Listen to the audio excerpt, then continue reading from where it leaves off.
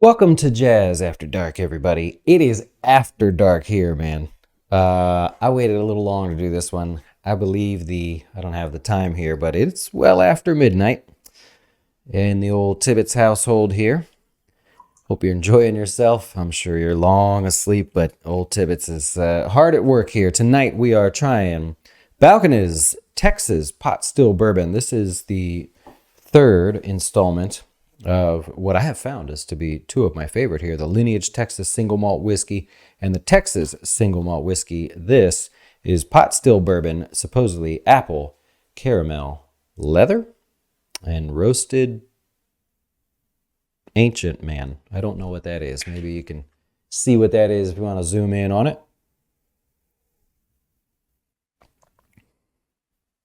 You definitely get the leather. I don't know that I like. It's like a leathery apple. I would prefer a Scotch, I think, in this case. Got my special glass with the bullet sort of put in there I got for Christmas. Not for me. Not for me. I don't get roasted corn. Yeah, that's on there. I get that. I basically get, like, if you went into a department store that was selling little trinkets to put next to your couch, and they had an apple, but the apple was made out of leather. The smell, the taste. Yeah, it's a miss for me. I give that one like a 55. It's not bad. I would mix that with something. That would probably work well in an old fashioned with some sort of orange bitters or something to bring some life to it. So there you go. Pot Still Bourbon, not my favorite. It's not my favorite. When people use the downturns in the market to get fearful. Yeah, it shows lack of maturity, lack of experience in the market. I'm not picking on you. I'm just saying you can really tell how long someone's been around. What's really fascinating is right now, at the time of this video, the end of March, that the markets aren't going down. But more people are nervous about the market. All of 2021, or 2022, the market was down. And really get a lot of nervousness. And I see the comments you guys leave, and of course I hear from clients and stuff. There was just not a lot of concern. It was really quiet. The same thing happened at the end of 2018, by the way, when we fell 20% in 3 months, and almost nobody noticed. But anyways, I find it ironic that the fear is building now when the action has kind of already happened. And that's typical in the stock market. When the most sort of the stretched out fear has become something, well, then that's when people tend to take action, and next thing you know, the market starts rebounding. That's kind of where we're at right now. The market's already fallen. People saw it bounce, and they go, now I'm scared. That's a little bit weird. Let's take a look at a few things here. I won't be long tonight because I know you have a bedtime, and I should probably have a bedtime. This is the S&P performance. This is each year's performance. And to make it simple, I'm going back to 1950-ish, 52, I believe. I'm sorry, 1945. And so furthest we've fallen here, the lowest year during the great financial crisis, 38.49%. The most we've ever gained here was in the late 50s, 45.02%. Everything else is somewhere in between. The average gain for the market, you can see, is 8.91%, which pretty much falls in line with the all-time average in the market, 9.91%. And so what tends to happen after that? That's a fun way to see, like, when you have that big drawdown, like 2009, when you have that big drawdown, were you right to get out of the market? Were you right to go run into safety? Well, you can kind of guess here. You were actually quite wrong. 2010 gave you about an average there. So anytime we have extreme declines, this is kind of a fun chart to show. Extreme declines sometimes are met with another year's worth of declines, as you could see right there. Don't let me trick you. Same here, right? We got a decline, 2-3 years in a row. But we have these sharp and quick recoveries. Notice how there's no year segment in here. This is from 1 year to the next year. This is from 1 year to the next year. Same over here, 1 year to the next year. So big fear down here. We make decisions, all of a sudden, market has all this energy to recover there. Rather fascinating, actually. So what I did is I took a look at the performance following a bad year. In other words, we said, when there's one bad year of some degree, let's look at 1 year forward, and took all that data. And then we said, well, let's segment it so we can measure the level of fear and sort of explain from there. So like I said, I'll be quick with you. Here's the average performance 1 year after each return. So we have, and then I put the numbers there so you could see the data points that we were using. For example, let's come over here. This is during the Great Depression, where we fell over 40%. That was one time in history, and the next year we were down another 14%. That is literally 2 years in the entire history of the S&P 500. So that's not a large data sample. We would normally not use that. These would be outliers. We would start to push these out of the way if we were looking for some sort of median.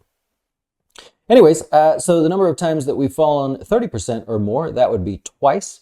And the average performance in the following year, 24%. Notice how the more fear you get, aside from this one outlier, the more fear you get, the more rally you get on the way back up. The market doesn't like to be up or down just a little bit. So, for example, we have a year, 13 years where we've lost over 10%, but not quite 20%. 13 years there, the average performance was 0.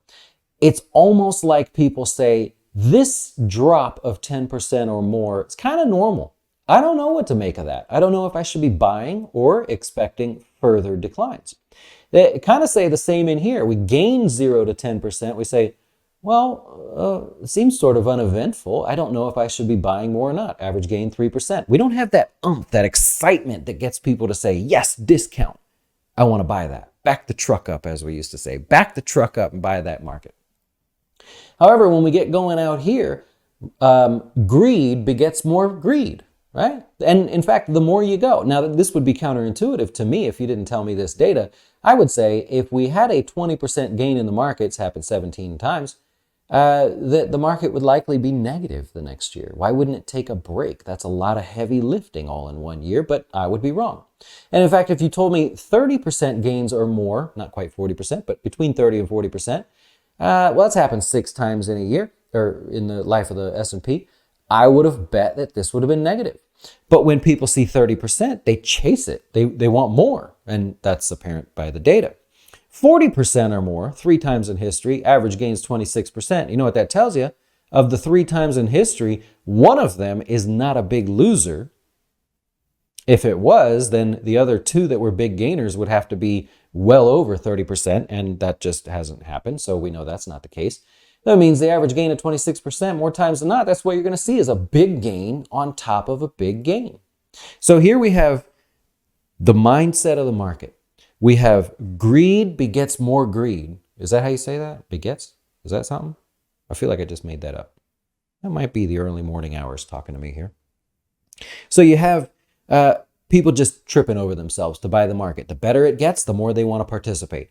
You can understand that one, right? Because you've fallen for that. You've seen house prices get out of control, and for some reason you feel like you have to chase them. Car prices, it's not worth that much, but I'm going to pay more. Yeah, we've done that. We just lived through that, right? However, on the opposite side, now you know what people think about the market. When there's big drops in the market, we know people believe that they're supposed to buy that in a very aggressive way. So if you're thinking the opposite, where you say, oh, we had a 20% drop, I'm worried the world is going to end, you're going against the grain. You're going to get left in the dust. We know that because every other time in history, big drops, big chaos, big panic was met with, oh, I'll nibble on a little bit of that. Oh, wait, it's going up. I better take a lot. I better take a lot. Get the discount while I can. And we have this massive rally. COVID was a great example of that. The most recent example, actually, if you want to take a look. And so I just try to touch on these points, not because we don't have clients that are panicking for the most part. Most of our clients right now are focused on, I have these extra dollars that I've been sort of saving under my mattress or saving in a checking account because I had nothing to do with it. I'm not sure I want to invest it in the market. Dustin, what else do you have? I see money market funds, CD funds, high interest yields, savings accounts, bonds, short-term notes. I see all that stuff that I can participate in. I don't have to leave money in my bank, right? That's what the conversation is kind of that's revolving around jazz at the moment. But are you worried about the market? Oh my God, they're going to devalue the dollar. It's no longer going to be the global currency. I watch the news. I see what's going on out there.